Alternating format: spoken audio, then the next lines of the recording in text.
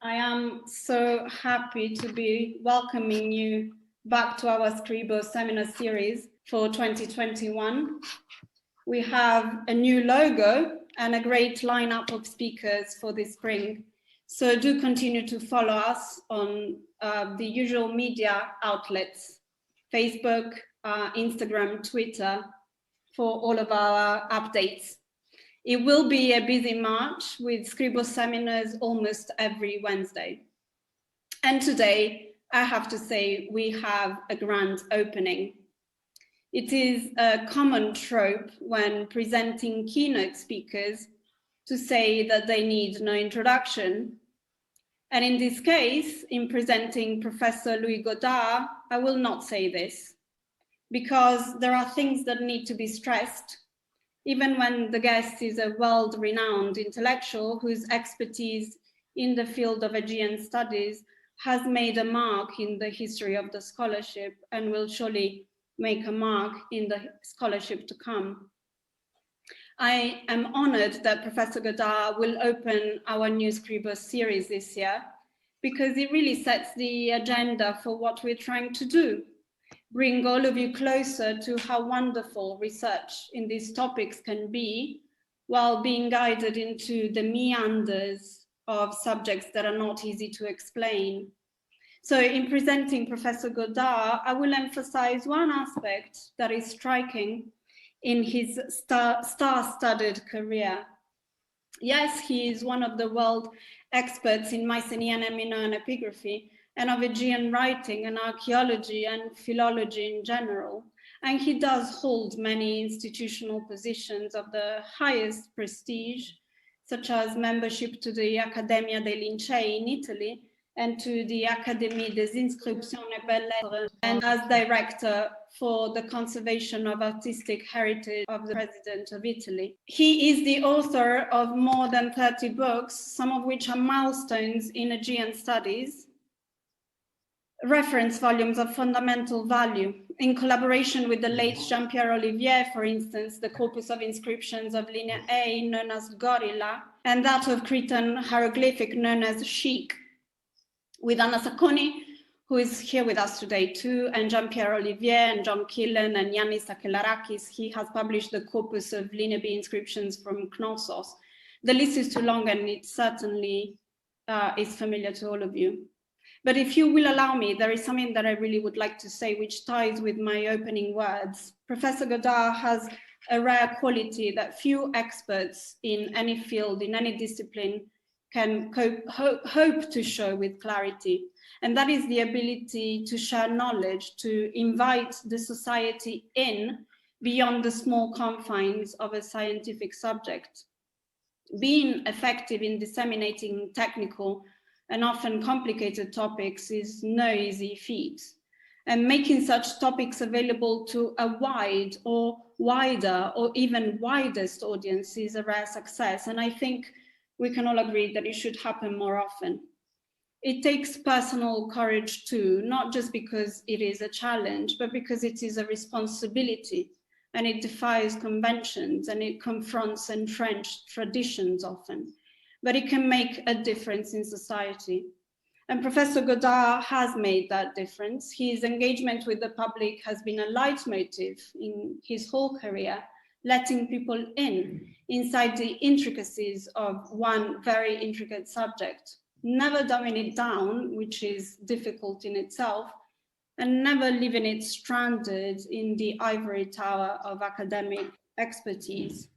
Let me conclude by saying that in the past 2 years, Professor Godart has published important books, one of which is imbued with that very far-reaching spirit, Da Minosse a Omero, published by Einaudi, and 2 more, which are the focus of today's presentation, both very long in the making. Les Archives du Pylos, the corpus of Linear B inscriptions from Pylos, in 2 volumes, published with La Biblioteca di Pasiphae, and the latest, the Scribes, Les Scribes du Pylos, fresh out of the press with the same publisher.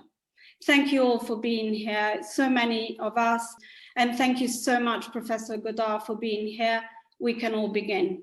Thank you. Thank you very much to you, dear Professor Ferrara, for this invitation. We are extremely glad to be able to speak about the edition of the corpus of the Mycenaean inscriptions from Pylos, and also, from my point of view, about the publication of the volume, Les Scribes de Pylos. In the two volumes of the corpus of the Mycenaean inscriptions from Pylos, altogether 1,076 documents are published. Most part of these documents were attributed to a scribe by Emmett Bennett, followed by Thomas Palaima. And altogether, Bennett and Palaima identified 26 scribes in Pylos. Thanks to the facsimile of the liner B documents from Pylos, it has been possible for me to go back to the identification of the scribes and to continue the work began by Bennett and Palaima. Today, I do believe we have altogether 38 scribes in Pylos. I remember that for Knossos, for instance, Olivier identified 100 scribes. So the global number of the scribes of Pylos must be around 50 scribes. I do believe that there is still some work to do on this matter, especially to make a comparison between the liner B documents from Knossos and the liner B documents from Pylos, in order to, for the first time, try to understand something about the schools of the scribes and the tradition of the liner B inscriptions. But before to speak about this problem, I would like to express my deep gratitude to Fabrizio Serra Editore, who realized a splendid publication of the Pylos archives, and also, I must say, a splendid publication of the scribes of Pylos. And thanks to Silvia Ferrara, which accepted to include the Les Scribes de Pylos in his project financed by the European Research Council. Thank you very much to Ferrara, and thank you very much to Fabrizio Serra. I would like to divide my intervention in 3 points. In a first point, I will say some words about the corpus of the liner B inscriptions from Pylos.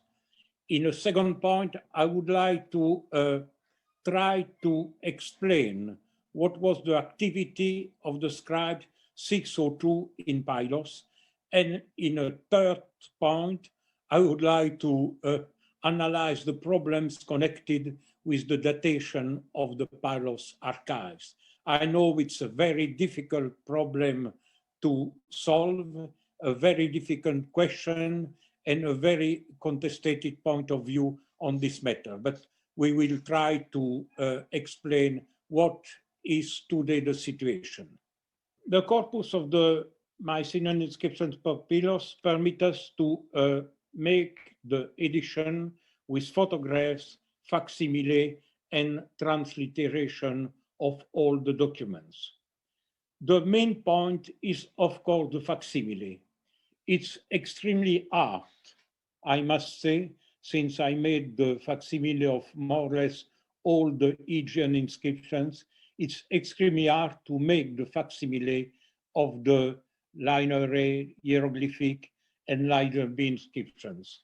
And I must remember that the facsimile realized in this corpus are in some way the achievement of more than 50 years of work on the Pylos tablets. I remember that I worked for the first time in Pylos, in the National Museum on Athens in 1961. And I must remember that Anna Sacconi made in 1961 the Inscriptiones Piliae in collaboration with Carlo Galavotti in order to permit to the people who had nothing to do with the liner B logograms and syllabograms to read the liner B inscriptions from Pylos.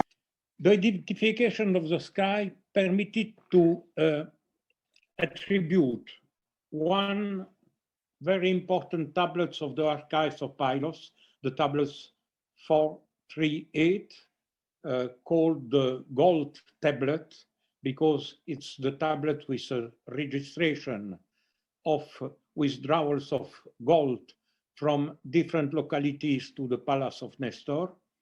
And in this way to study again from the beginning the role of this scribe on the Pylos administration system.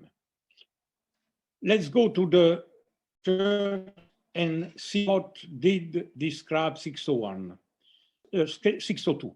Scribe 602 is responsible of text which have to do with offerings to divinities, offerings to attendants of the cult, and sanctuaries in the series FN and in the series FR. You see, for instance, in this moment, the tablet FR 1206 with an offering of olive oil to Potnia Asiwia, the Potnia, the Greek goddess Potnia Asia from Asia.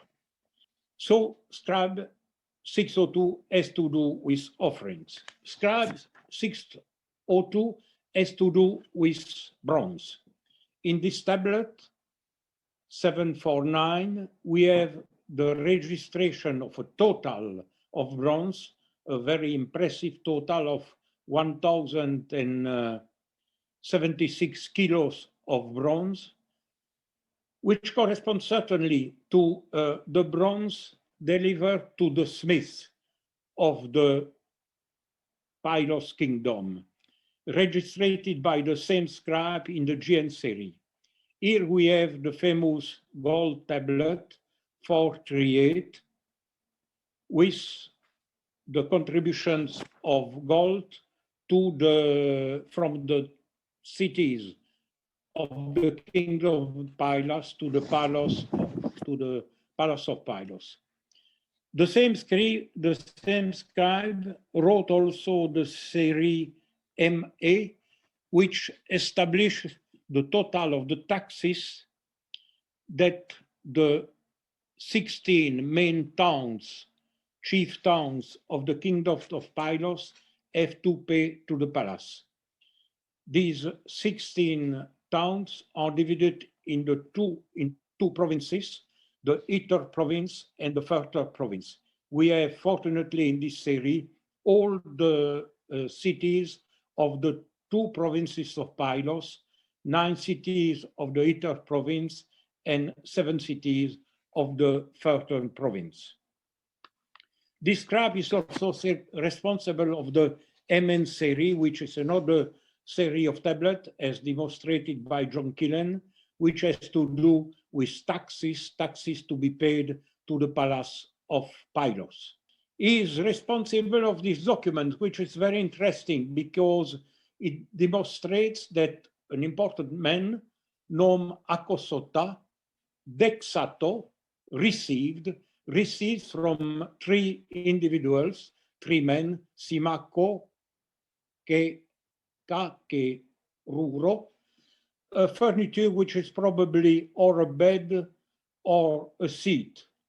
And it's interesting to note that these important furniture were received by Akosota.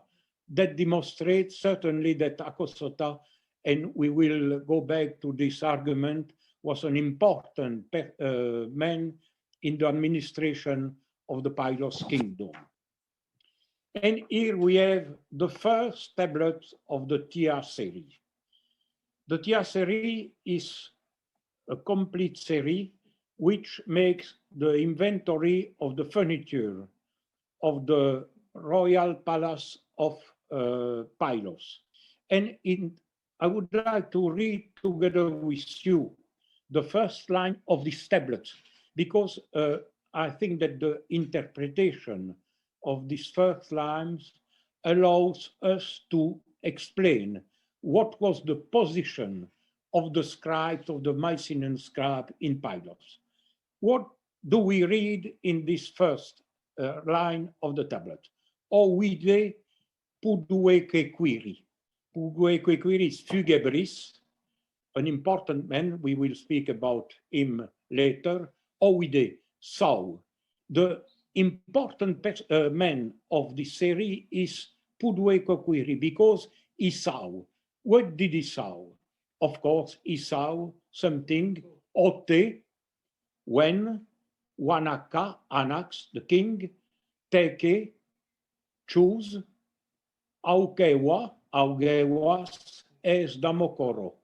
So we have here the first line of these tablets, which tells us that Fugebris saw exactly what were the furnitures of the palace of Pylos when an important event was arranged in Pylos with the nomination of Augewas as Damokoro. What does it mean? It means that the important person is Fugebris and not Scribe 602. Scribe 602 is the man who is registering what saw Fugebris.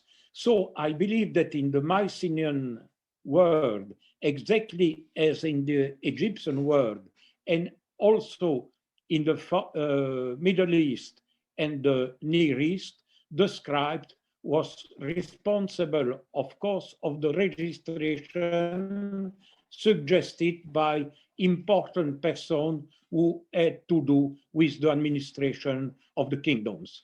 So the scribe is not the chief of the sector of the administration, but is the man to the orders of important officials of the palace. Let's go to another document from Scribe 602, this clay label, which was put on a basket containing tablets, and also is responsible of these nodules.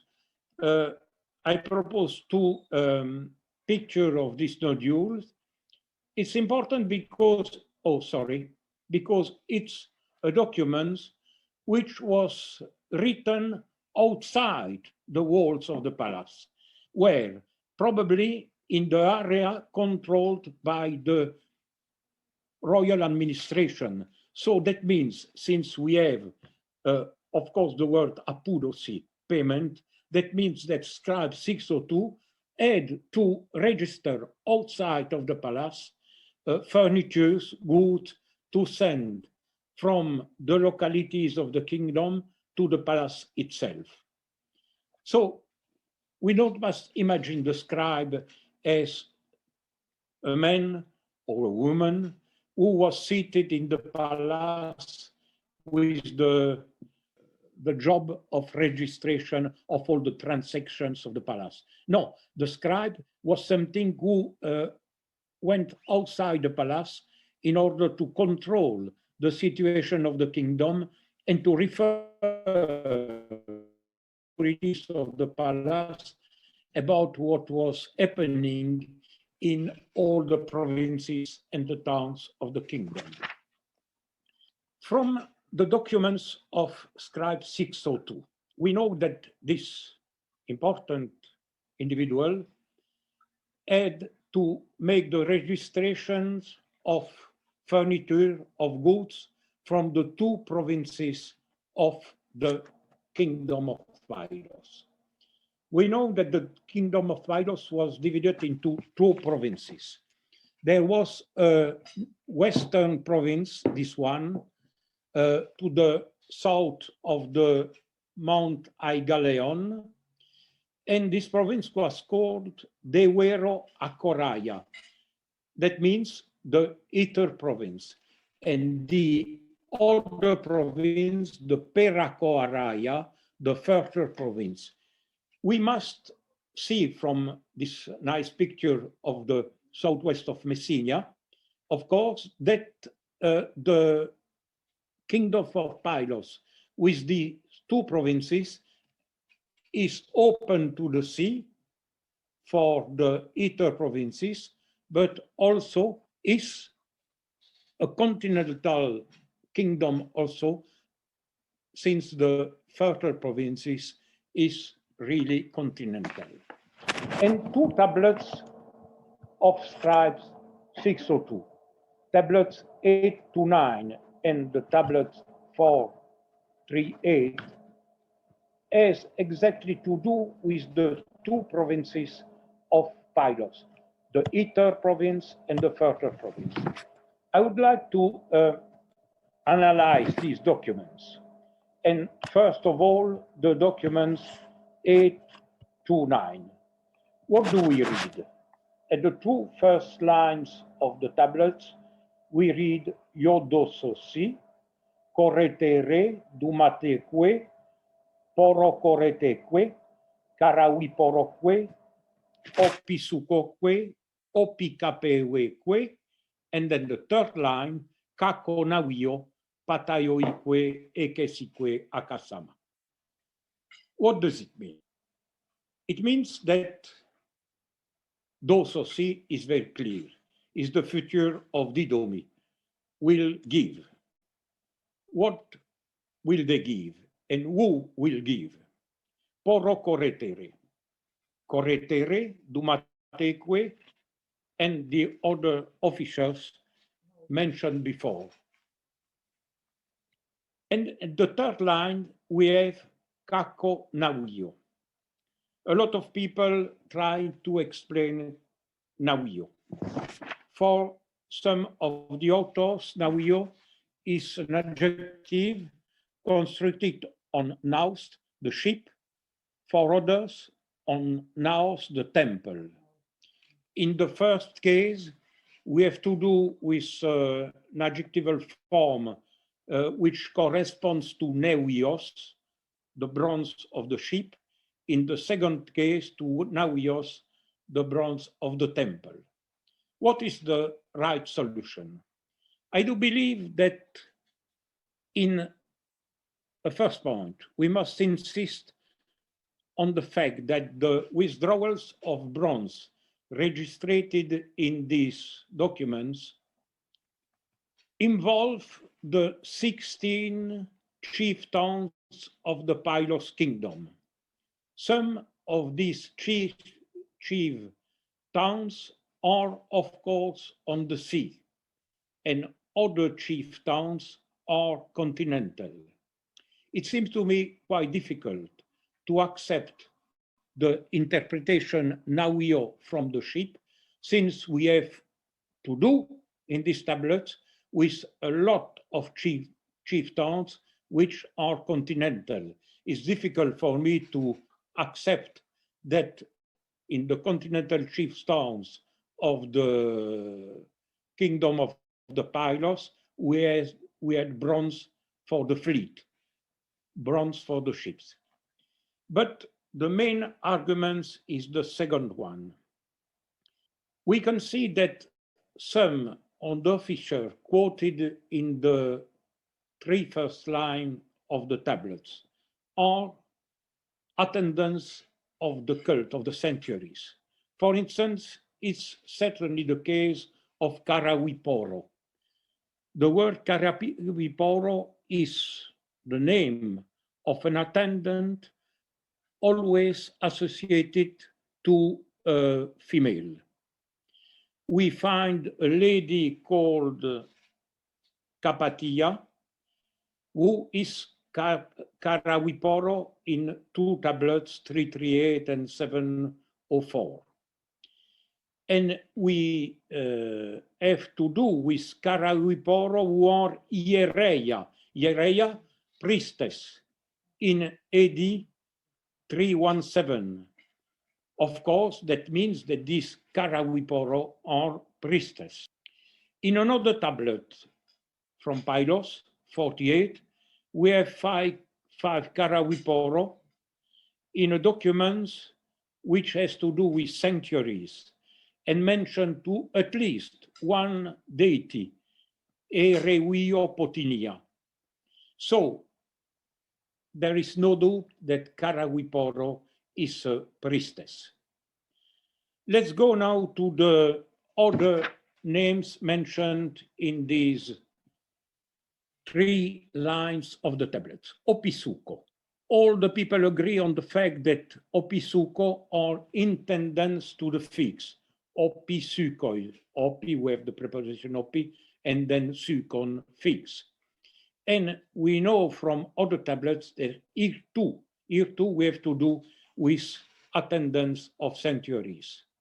The word opikapewe has been interpreted by Leonard Palmer and Jean-Louis Perpiou as opiskafewes, people having to do with sacred vases.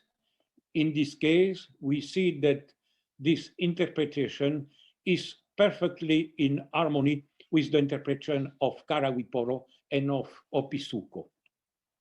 In other words, in the 3 lines of these tablets, we have some very important attendance of sanctuary, and that suggests to me that Nauio is to be interpreted from the temple and not from the ship.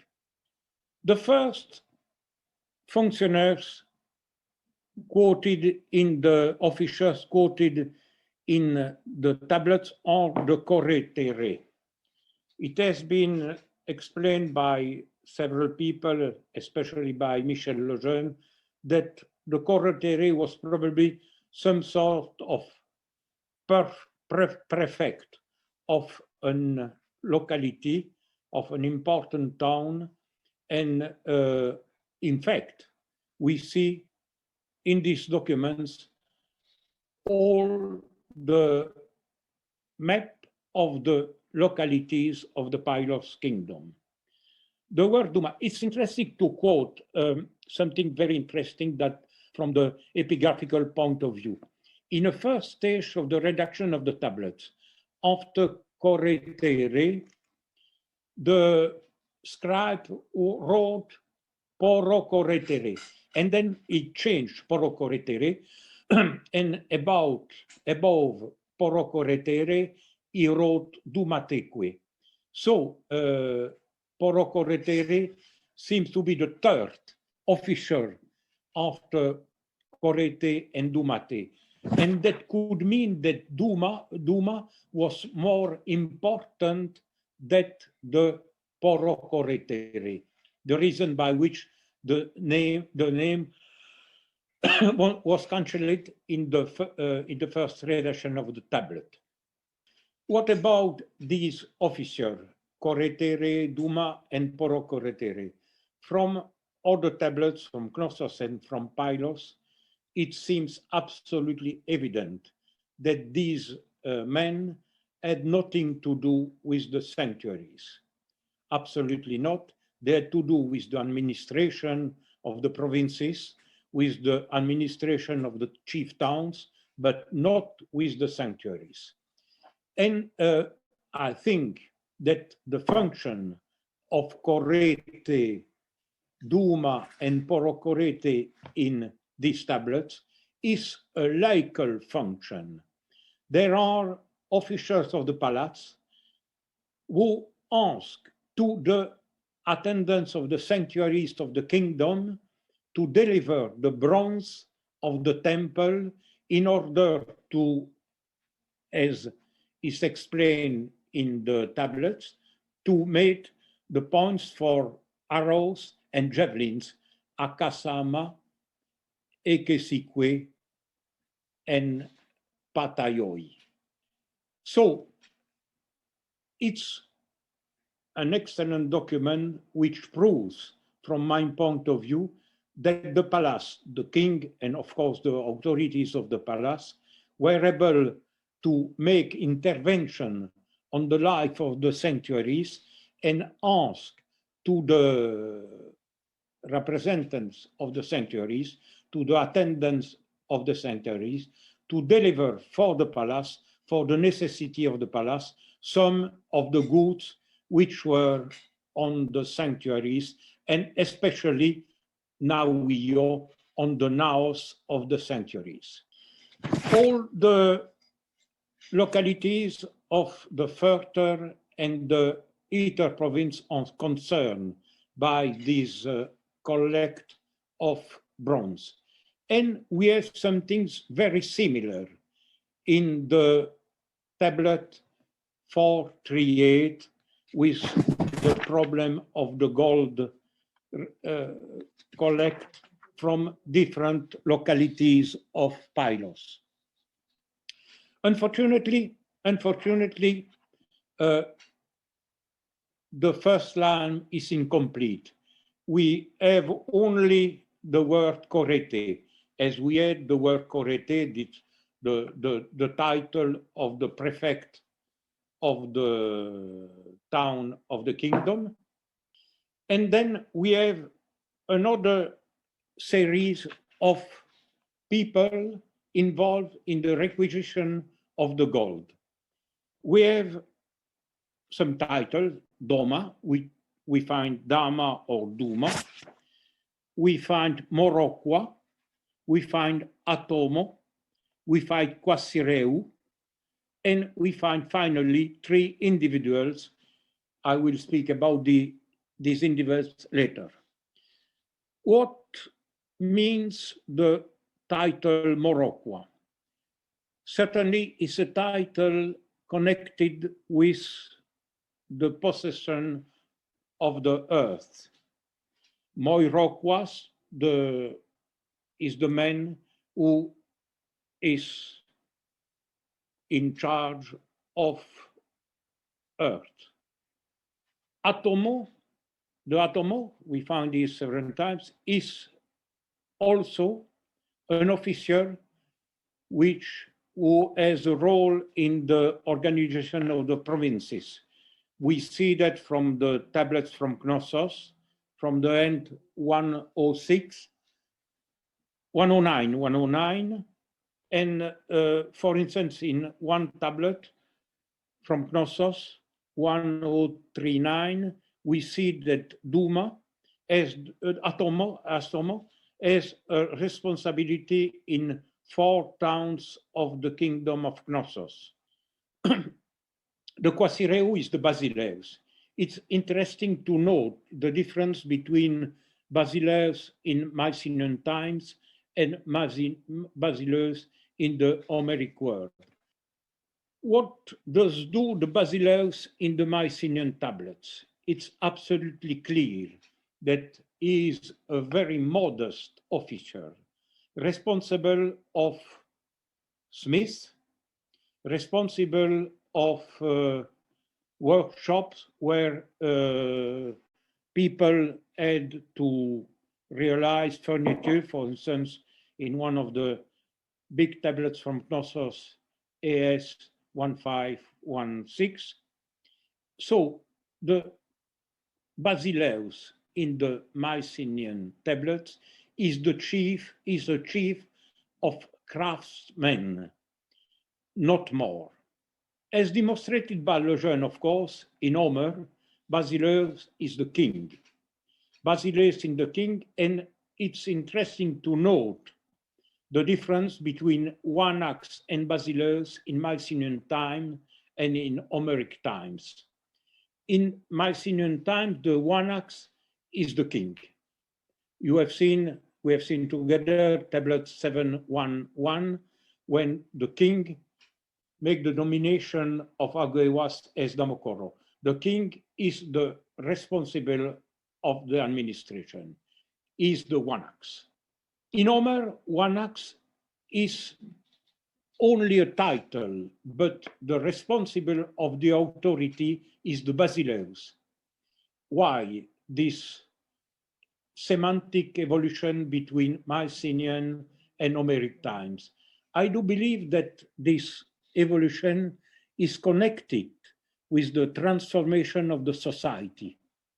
After the fall of the Mycenaean palaces, of course, we have small community all over the territories of the old kingdoms. And in these small communities, who is important? It's important the men, the craftsmen, who is able to make the weapons, to make the furniture for the community. And so I think that the basileus, who before was the chief of a group of craftsmen, began at the beginning of the first millennium, the king of the small communities after the fall of the Mycenaean kingdoms. The four men mentioned on the tablets 438 are also well known. Nedawata, for instance, is one of the chief on one of the groups who had to make the control of the coast of Messenia. Ekemede is the first officer of the group of Nedawata. Akawo is again an important individual, quoted together with the Lawagetas in the tablet 219. Pokirokwo is also a man involved in the groups of people who had to control the coast of Messenia. And finally, Aukewa is an old friend, since he was quoted in the tablet 711 just after the nomination by the king to the function of Damokoro. So the contributions of gold in the tablet 439 are given to the palace by officers, by people who had responsibilities in the organization of the society as the craftsmen, and also people who had important tasks in the Mycenaean society. In other terms, we find a very big difference between tablet 829 and tablet 4238. In the first case, the tablet 829, as I said before, we have to do with the sanctuaries, we have to do with the palace, which asks to the sanctuaries, to the attendants of the sanctuaries, to deliver the bronze of the sanctuaries for the security of the kingdom. Patayoi Ekesikweakasama, for the arrows and the javelins. In the second case, 438, we have a collect of gold from people who doesn't have to do with the sanctuary. I would say from people from the laical world. And if we make the total of the contribution of gold in these tablets, we find quite an impressive total of a sum between 5 and 6 kilos of gold. It's a lot if we think that, of course, these tablets was the tablets of an annual tablets. It's the contribution for 1 year of the people of the different chief towns and from the people from the administration and also from important people in the Mycenaean society, a contribution of between 5 and 6 kilos of gold. But we must remember, for instance, that in the grave 4 from the Circle A in Mycenae, excavated by Schliemann in 1876, we had, if we make the total of the gold objects from this tomb, grave A, we have a total of 7 kilos of gold. You see the contribution of gold for 1 year from these people in Pylos is between 5 and 6 kilos, but of course it's quite a lot, but it's not surprising if we make a comparison with what was associated with the tomb 4 in the circle A from Mycenae. So scribe 602 is certainly a people associated with the collect of the taxes and associated with the man who was responsible of the collect of the taxes in the Mycenaean kingdom of Pylos. Let me go back for 1 second to Puduequequiri we met in tablet 711. Puduequequiri is a well-known person. We know him from the Thebes tablet. He's a collector. And as demonstrated by John Killen, the collector is certainly a member of the aristocracy. And so I believe that the scribe 601 is the scribe of one of the responsibles of the aristocracy. And this responsible of the aristocracy, as demonstrated by tablets MAR, MAN, GN, and GO, and this responsible of the aristocracy was probably some sort of minister, financial minister of the king of Pylos. Now, I would like to analyze with you some of the problems connected with the fall of Pylos. About the datation of Pylos, Carl Blegen had no doubt at all. He thought that Pylos was destroyed at the end of late Helladic 3b2, beginning of late Helladic 3c. And Blegen, of course, thought that this destruction was due to the Dorian invasion. Now, the archaeologists excavating in Pylos agree on this datation proposed by Blegen. But I don't think that things are so simple. When we speak about the Mycenaean citadels from the mainland, we have, of course, the image of Mycenae, of Tiryns, of Midea, on the top of the mountain in the Argolic plain. And what is the characteristic of these citadels? Of course, the fortifications, the walls. If we go to Pylos or to the new Mycenaean palace excavated now in Aios Vasilios, we don't see fortifications. Which is the story of these fortifications?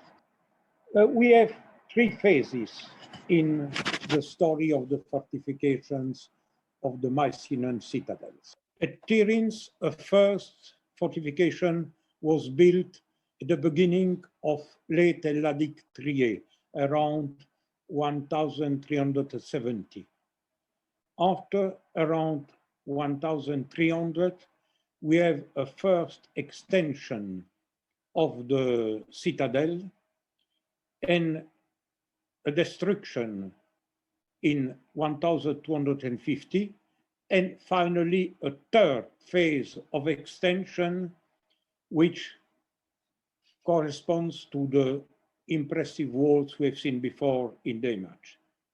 In Mycenae also, we find 3 phases connected with the construction of this fortification.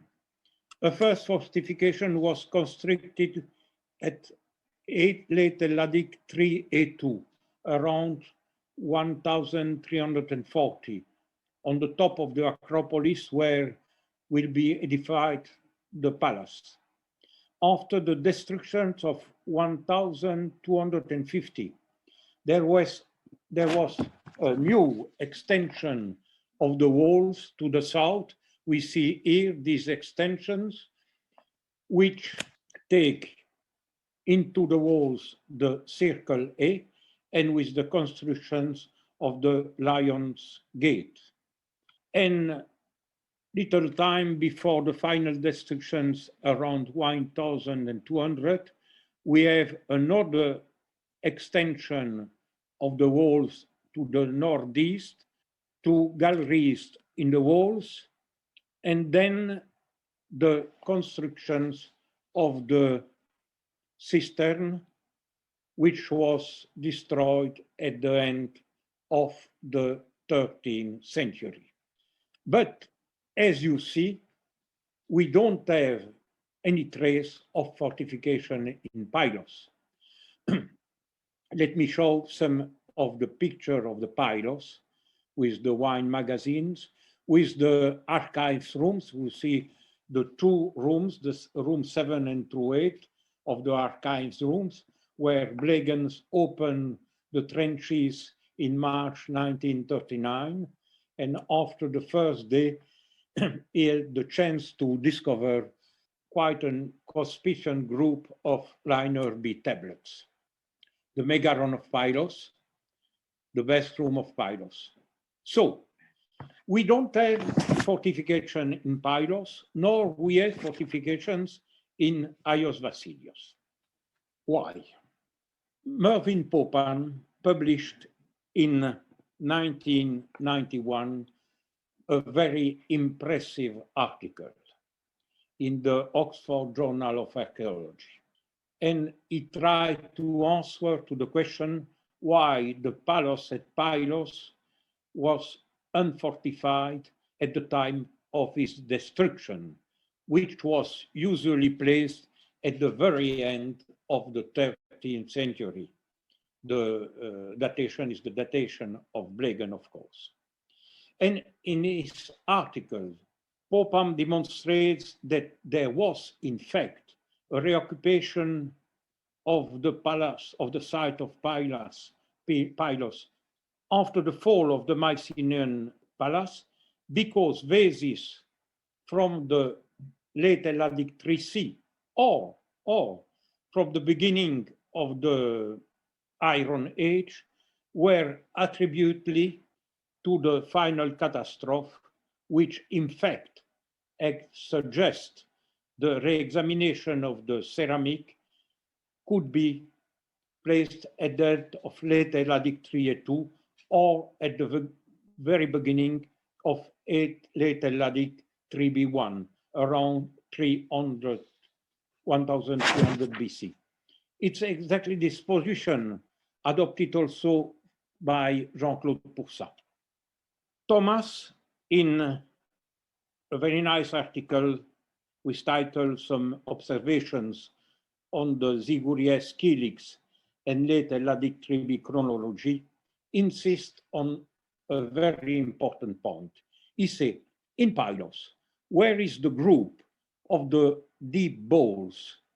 The deep bowls were rosette and the conical kilix with a decoration so characteristic from the period Helladic 3B2 between 1250 and 1000 in Argolid, in Corinth, and in Attica.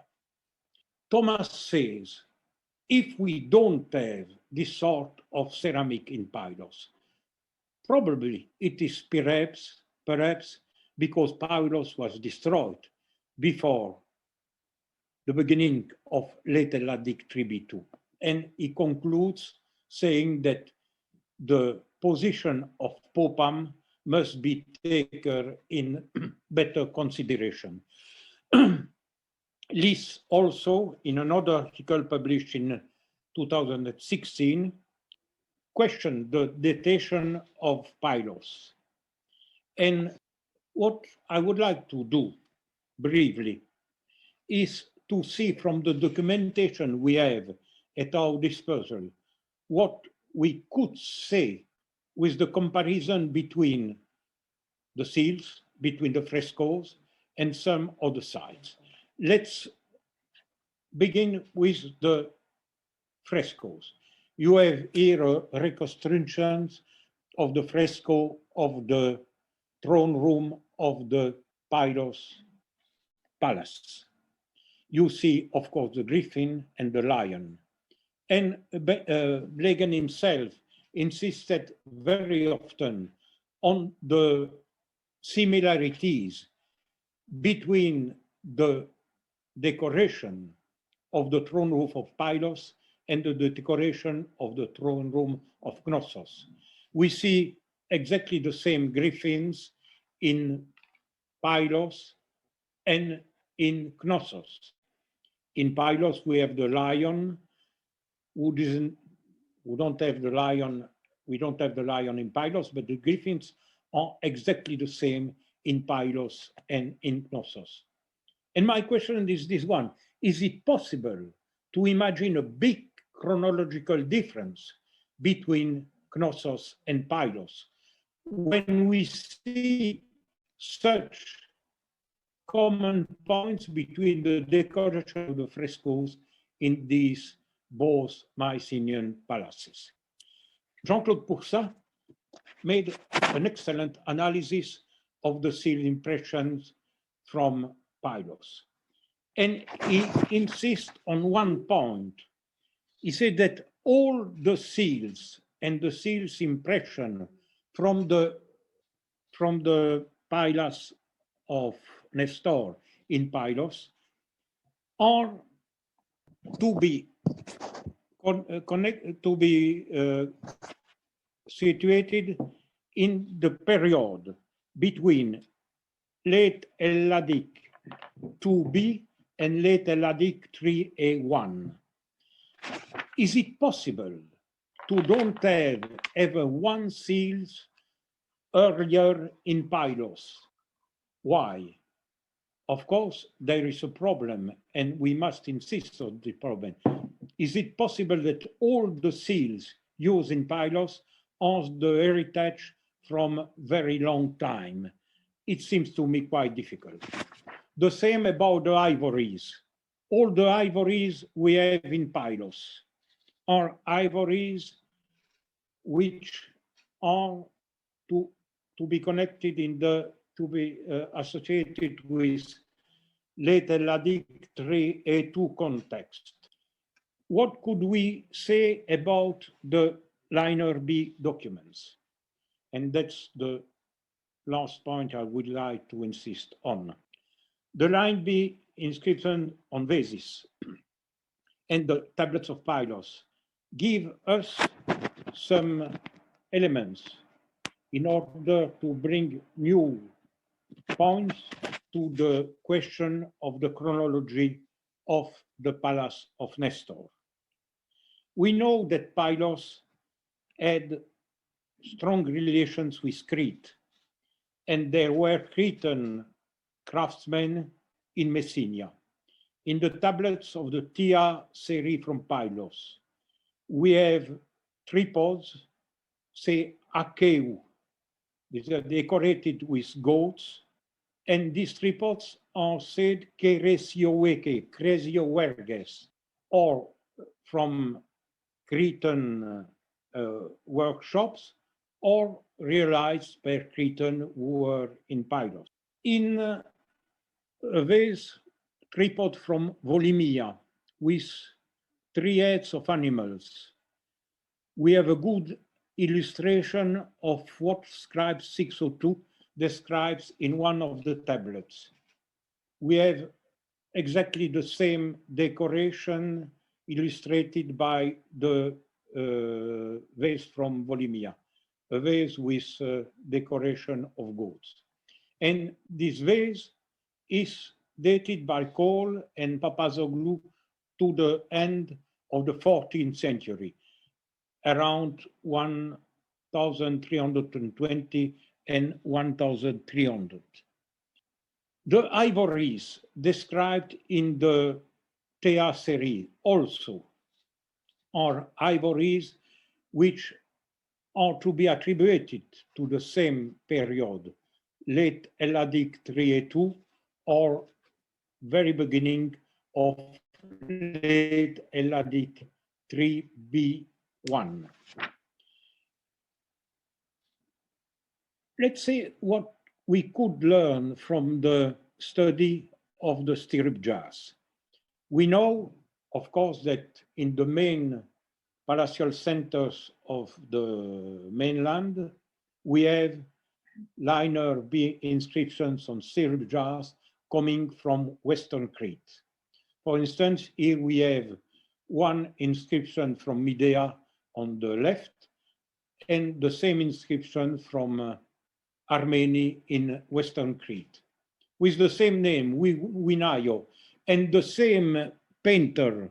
You see exactly the same inscriptions made by the same man in Midea and Armenia. That means, of course, that the vase from Midea is coming from Crete. As are coming from Crete, all the liner B inscription, all the stirrup jars with liner B inscription found in Tiryns, on in Eleusis, from in Thebes, and so on. Since, as we have seen before, Pylos has strong relations with Crete, how don't we have liner B inscription on stirrup jars in Pylos? My answer is this one, probably because Pylos was destroyed before 1250 BC. All the liner B inscription on stirrup jars we have are certainly of late Minoan 3B1, late Helladic 3B1. If we don't have liner B inscriptions from this period in Pylos, it's probably because the Pylos was destroyed in late, before the beginning of late Minoan 3B1. Now, let's go to some of the tablets. I would like to insist on the identification of the scribes. A group of 4 tablets, 994, 995, 1519, 1420, and 1449, were attributed by the excavators of Pylos to an earlier period, and probably to the end of late Helladic 3A2. Let's have a look to some of these tablets. This is tablets 994. This is another tablets with the same logogram 635, and another tablets again with the same logogram. See, this is 62, 632, and 635. Or what is the point which seems to me very interesting? This logogram is the logogram of the wool. And it's exactly the same logogram we have on these 2 other tablets, which come from the main archives and which are dated to the late Helladic 3B2. This fragment is dated late Helladic 3A2, and this one by the same scribe, late Helladic 3B2. It's absolutely sure that we have to do with the same scribe. And it's, of course, impossible. It's impossible that the same scribe produce a tablet in late Helladic 3A2 and other tablets at the end of late Helladic 3B2. At late Helladic 3B1 or end of late Helladic 3BA, impossible, because between late Helladic 3BA2, late Helladic beginning 3B1, and late Helladic 3B2, the end, we have 100 years. It's, of course, impossible for a scribe to survive for so long time. And finally, to show you the differences between these logograms, I show you some other logograms of Pylos with the wool. We don't have the 2 eyes in the cat's head as we have in the other tablets. That means, from my point of view, that certainly we have to do with the 3 tablets I proposed before with the same scribe. But this last point is extremely interesting. We have here the tablet 1339, which for the excavators is dated to the late Helladic 3B2, beginning of late Helladic 3C period. And Melena made a joint between this tablet 1449 and the tablet 1339. These fragments were dated to late Helladic 3A2. This tablet is late Helladic 3B2, beginning of 3C. Impossible, of course. We must consider that these documents is of the same period, and I believe that with the analysis of the scribes, we have good reasons to discuss the datation of the archives of Pylos and to go back to the intuition of Popham, which would suggest that the palace was probably destroyed at the very end of 3A2, very beginning of 3B1 period. I told you before, the arguments of Palmer are very sound. Very sound is also the argument of Thomas when he insists on the absence of ceramic from the 3B2 period in Pylos, with the simulation, with the similarities between the decoration of the throne room of Knossos and Pylos, with the fact that there were contacts between Pylos and Crete, especially at Knossos, when the palace of Pylos was certainly as an administrative and political and economic center. And finally, that certainly the attribution to the same scribe of a tablet as 994 from the late Helladic 3A2, beginning of late Helladic 3B1 period, and tablets 632 and 635 from the late Helladic 3B1 period, suggests to me that we have to put earlier, much earlier, the end of the kingdom of the Mycenaean kingdom of Pylos.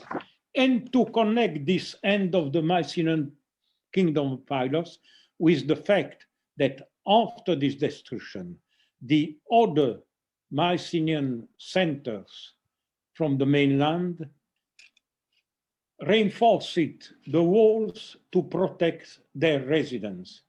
That is the final answer to the question from Popham at the beginning of his article in the Oxford Journal of Archaeology. Why the palace of Pylos was unfortified when it was destroyed? Probably because it was the beginning of the troubles which characterized the 13th century BC in the Mycenaean mainland. Thank you very much.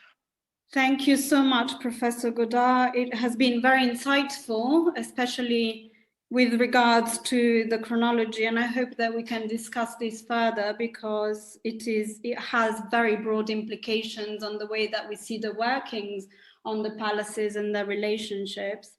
I have one question with regards to this, but I really hope that this can be opened up to the whole audience. If this reassessment of the dating is correct, it really opens up a new horizon when it comes to the relationship that Pylos may have had with Agios Vasilios, which was unfortified in the same period. So if that is true, then we need to see what was happening with regards the archives in Agios Vasilios, which I haven't had a chance to look at because they haven't been published. So if you would like to really get into this discussion, it would be really insightful too. It would be really interesting to see this in a broader relationship network, as it were. Your question is fundamental, of course. I do believe that now we have good reasons to associate Pylos and Aios Vasilios. Mhm. And unfortunately, we don't know very much about Aios Vasilios. Now we know very much about the tablets found in Aios Vasilios. But as far as I know, Poursa told me about this congress made in Vienna in 2018. And the excavators of Aios Vasilios said there in Vienna that they had to choose between a datation of Aios Vasilios at the end of 382 or at beginning of 3B1. I don't know what they think now, but certainly we will have a fantastic documentation at our disposal when we will have the more information about Aios Vasilios and the possibility to make a strong comparison between Aios Vasilios and Pylos. Was, yes, hopefully soon. Let's wait. Do you know something more about Aios Vasilios? I don't, but I'm hoping that somebody can throw light on that. I have a tiny comment when it comes to tablet J0438, which is a very odd tablet, not only because it deals with a very important and prestigious commodity, but because it seems to be written in a different way from the standard Mycenaean tablets, in that it's written, it has a colophon on one edge, and then there's sort of a tagging feature on the other edge of the tablet, which seems to be, I don't know if you want to expand a little bit on this and maybe show us the slide going back. It's J0438. It's got the crosses on the edge. Why did he wrote on the edge? Probably because he had no more space. He had no more space. So, and it's a very long tablet, you know, and he had still a lot of things to write. I gave Posorillo, Porodama, and then the Atomo. Well, he had to finish the registration with the mention of Porodama and Atomo. But as you see, the tablet was complete, and he had no more space, so he was obliged, of course, to write on the left edge of the tablet. Yes, but then there's all those crosses on the other edge, which may be interpreted. That means that some people made a control of the registration. You know, it's something we see very often in the Mycenaean tablets, not only from Pylos, but also from Knossos. When the scribes finished the registration, very often there was, if there were important documents, of course, very often there was another people who came and to make the control of what the scribe has written before. Yes. And since, of course, this tablet is extremely important with all the contributions of gold, certainly another person made the control. Who was this other person? Well, I have an idea. Remember what I told you about Puduequequiri and Scribe 602? Yes. I think that the responsible of the scribe himself probably made a check of what the scribe did. And it's the reason by which on the very important tablets, we have these check marks to insist on the fact that it's okay, the tablet is able to go to the archives room. We don't have to make corrections. It's really wonderful because we see the two-way process, as it were, like the sort of the double checking. Let's open up to the questions from the audience. You can write in the chat, or you can unmute yourself and ask your question. Any questions? Barbara? Good evening, and good evening, Professor Godart. Thank you very much for this very interesting presentation. I would like to ask a question about the chronology and the paleographical feature which support this earlier chronology according to your interpretation.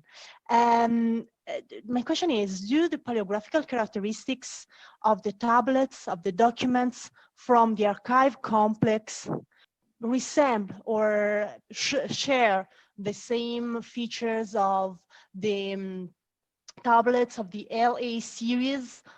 So these, let's say, archaic or earlier than linear B2 characteristics, because I'm asking this question because the LA series, if I'm not wrong, if I remember correctly, all these tablets come from room 6, that is the main room in the Megaron, the main hall of the Megaron. So they are a limited group, as to say.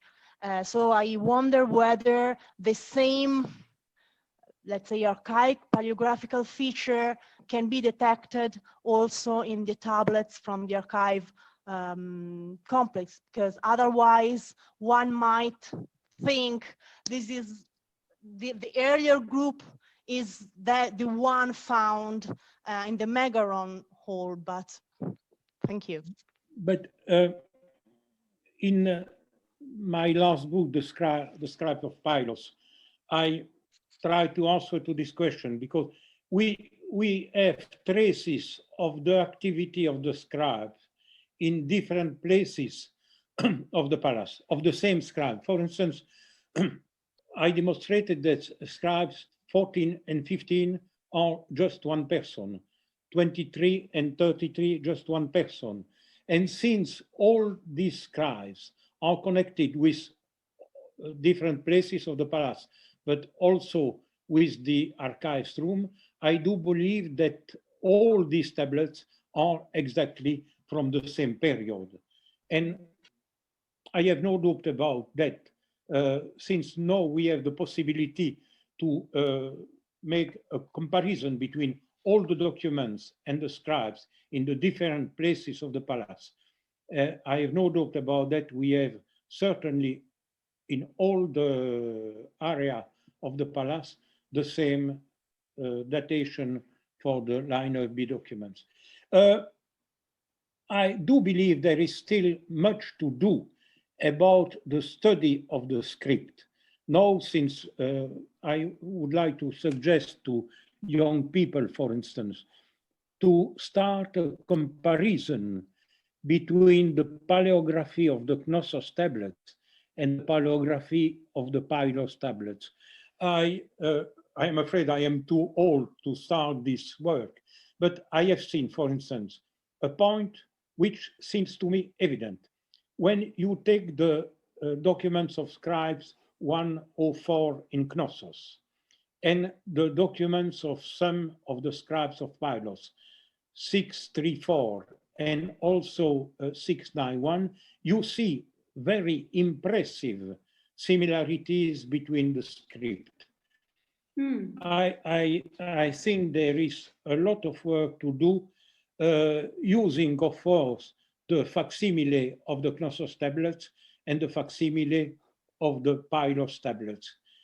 I think that big work on the paleography with a comparison between the different archives could bring excellent results and offer excellent results for the chronology of the linear B documents not only, but also from the chronology of the Mycenaean palaces of the mainland and not only of the mainland. Yes. Okay, thank you. Thank you very much. Do we have any more live questions? If you want to unmute yourselves or raise your hand, of course. I can proceed with a couple. Oh, Matilde, yes, sorry. All yours. I don't have any questions actually, but I'd like to thank Professor Godart for this wonderful seminar and especially for his crucial work on the linear B tablets from Pylos. This long-awaited work certainly constitutes a new start for Pylian epigraphy, offering scholars new insights to reopen old questions and to prompt further studies and discussions, not only related to paleography, philology, linguistics, and the history and archaeology of the linear B tablets from Pylos, but we can be sure pertinent to even broader objectives. The conclusions about chronology, in particular, of the tablets certainly paves the way for future lively discussions and a possible general reassessment, I think, in comparison with Hagios Vasilios as well, not only of our understanding of Pylian paleography, but also of the internal chronology of the tablets. So thank you, Professor, and thank you, Professor Ferrara, for having organized this SCRIBO seminar. Thank you. Thank you very much. I agree totally with you, as I agree with Professor Ferrara. I have no doubt at all that the study of the archives and of the Palace of Hagios Vasilios will open a window, a fantastic window on the story of the south of the Peloponnese in the Mycenaean times. I mean between 14 and 30th century BC. Mm-hmm. On that note, Professor Godart, there's a note by Professor John Bennett on the wall paintings of Pylos. There is a presentation tomorrow evening at the American School by Hariklia Brekulaki, and it will include discussion of the chronology. So hopefully we're going to get a bigger picture, a wider picture on the chronological features. There are a few questions in the chat. From Maya Vasileva, could ship bronze mean imported bronze? The bronze is, of course, imported, sure, because we know that bronze is coming, the bronze is, of course, copper and tin, and we know how important was Cyprus in the traffic of the copper. I don't think that the bronze from the 8 to 9 tablets is necessarily bronze which was just imported to Messenia. I think it's bronze which was in the sanctuary, in the treasury of the sanctuary. We know, for instance, from another tablets from Pylos, that there was really a treasury in the sanctuaries. Remember the tablets Eneka Kuruzoyo Yeroyo, yeah, for the gold of the sanctuary. 303. So there were treasuries in the sanctuaries, and probably the bronze we have in 8 to 9 is bronze coming from the treasury of the sanctuary. But how did this bronze arrive in Pylos? Probably also with importation, sure. Mm-hmm. As did the gold. Yes, and there is a question about that. How can we interpret the gold, the mentions of gold, as finished furnitures or metal vessels, etc., or as raw material? And this is from Professor Cutraro. I don't think furniture, raw material probably. Okay, there's also a question. You know, in another tablets, when there are furnitures, we have the logogram of gold above the furniture. For instance, the vases of the TN 316 series, you remember? Yes. We have there the vases, and if there are silver vases, we have the logogram of the silver. If there are gold vases, we have logogram of the gold. Here we have only the logogram of the gold, so I think there are no furniture, but the metal as it is. Can I ask you a question? Because I see that there are many students of mine attending, and since we're going to be reading TN 316 in class very soon, I would like, given your great contribution about the interpretation of that tablet, I would like them to hear from you your interpretation of the logograms on that tablet, if you don't mind. It's just a gift for my students. If you go back to the facsimile of the tablet. You see that there are absolutely, not only in the tablet 316, but also in the other tablets 99, I don't remember the number. We have, for the metals, 3 logograms. The logograms of the bronze, the logogram of the gold, and the logogram of the silver. It was very surprising for me because I had seen these tablets several times, but when you have to make the picture of the tablet, when you have to make the facsimile, you must stop for a long time on each sign. And making the facsimile of 316, I saw that there was really these 2 different logograms, one for gold and one for silver. It's not surprising because we know, for instance, from the documents from Egypt, from the 18th dynasty, that the traffic of the silver was of fundamental importance between the Aegean and the Nile Valley. Vaucoulter, in a very nice book published in 1956, insists on the fact that among the commodities and among the furniture between Aegean and Egypt, 2 things are extremely important. First, the perfumes, and second, the silver. And it was very surprising to don't find the logogram of the silver on the Linear B tablets, when we know that the word for silver, akuro, is present, of course. So it was for me very exciting when I made the facsimile of 316 to note this difference. And I discussed immediately these things with Olivier, and he accepted immediately my proposal: 2 different logograms for 2 different types of metal. And it's such a wonderful tablet. Talking about Egypt, there's a question from Naoko Walter in the chat. Are there any loanwords from Egyptian or Near Eastern languages? Are there any? Loanwords, prestiti linguistici. Yes, of course. But unfortunately, we are, what could we say? We can say that, of course, some Egyptians were, for instance, in Crete. We have in one of the tablets from Pylos, from Knossos, Aikupitio, which is the name of shepherd, is certainly Aegyptios, the man from Egypt.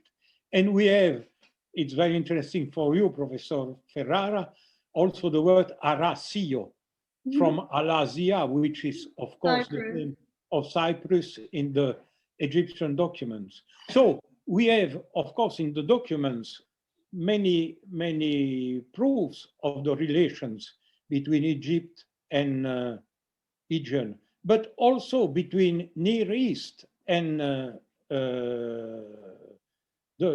Mycenaean world. In the Pylos tablets, for instance, we have a lot of women who are said Raminia from Lemnos, Kinidia from Knidos, Asiwia from Asia. I showed you before a tablet with Potinia Asiwia. Is certainly a deity called Potinia, but introduced from Asia. We have also Zepureia from Halicarnasso and so on. And I believe that we have, from the linguistic point of view, we have a lot of things to do, making the comparison between some of the documents from the 3rd and the 2nd millennium BC, and also the Minoan documents, I mean the Linear A inscriptions. There is a lot of things to do and a lot of things to find, I'm sure. Even if you think that the people called Minoan probably came from the west coast, from the east of the Aegean and the west coast of Anatolia. So it's the people who had, let's say, Asian roots. Yes, that shouldn't be surprising. Is there anyone that would love to ask a question live or in the chat? Some of my students, too shy. Well, in that case, if there are no more questions, let me extend a huge debt, I should say, of gratitude to Professor Louis Godart. It has been a privilege to have him here with us today to show us his amazing new work. And the books are far too heavy to pick up and show you. 2 volumes of the corpus of Pylian tablets. And if you're new to the subject, you can read the wonderful book, Da Minosse a Omero, in Italian, but hopefully it will be translated into English, I hope. Thank you so much, Professor Godart. It has been fantastic. And thank you. Thank you very much to you. And let me say how Anna Sacconi and myself are very glad to be able to participate to the seminar with your program in Scribe. And personally, I am very grateful to you for the association of Inscribe to the publication of my book on l'Escribe de Pylos. Thank you very much. And let me state that we've reached full capacity on Zoom. There were so many people that wanted to join us. I could not, because we reached the maximum number of people in attendance. So it has been a huge success despite some technical glitches, but those do not deter from the pleasure and the delight of having you tonight with us, this evening with us. Thank you so, so much. And let me remind everybody that we will have a SCRIBO seminar next week on the 3rd of March with Paola De Mattei, the Rhode Island from Rhode Island Design University. She will be talking about the invention of writing in China from its deepest roots, possibly from the Neolithic. Thank you so much, everybody, for being here. Thank you so much, Professor Godart. Please extend my thanks to Professor Anna Sacconi too. And thank you so much for being here with us tonight. Thank you. Bye-bye. Bye-bye. Bye-bye, everyone.